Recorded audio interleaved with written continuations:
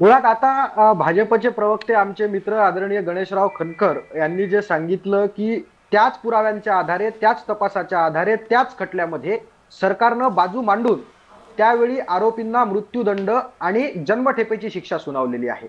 आणि आता या उलट म्हणजे 2015 मध्ये ज्यावेळी शिक्षा सुनावली आणि 2013-14 मध्ये ज्यावेळी सेशन कोर्टात ट्रायल चालली असेल त्यावेळी आमच्या सरकारनं त्या ठिकाणी बाजू मांडली आणि आरोपींना मृत्यूदंडापर्यंत पोहोचवलं. पण आता तीच केस त्याच आधारावरती ज्यावेळी उच्च न्यायालयामध्ये जाते, मग सरकार कुठेतरी कमी पडलं असं त्यांनी का मान्य करू नये?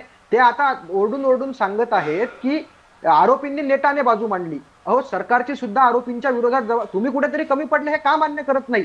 अतिरेकी हल्ले, दहशतवादी हल्ले हे होणं दुर्दैवी आहे, व्हायलाच नको. पण त्यांचा बंदोबस्त करण्यासाठी आपल्या सरकारनं सुद्धा जोरानं लढायला पाहिजे ना. त्या ठिकाणी तुमचं सरकार कुठेतरी कमी पडलं हे त्यांनी मान्य करायला पाहिजे. आणि आता सुद्धा ठीक आहे. म्हणजे आतापर्यंत सुप्रीम कोर्टात जायला पाहिजे होतं. आरोपी सुटायच्या आधी माझी त्यांना विनंती आहे की आरोपी सुटण्याची जी काही प्रक्रिया असते ती व्हायच्या अगोदर काय तुम्ही सुप्रीम कोर्टात आज जाऊन या निकाल न्यायालयाला लागलाय ना, चॅलेंज तुम्ही करा. काय बोलताय?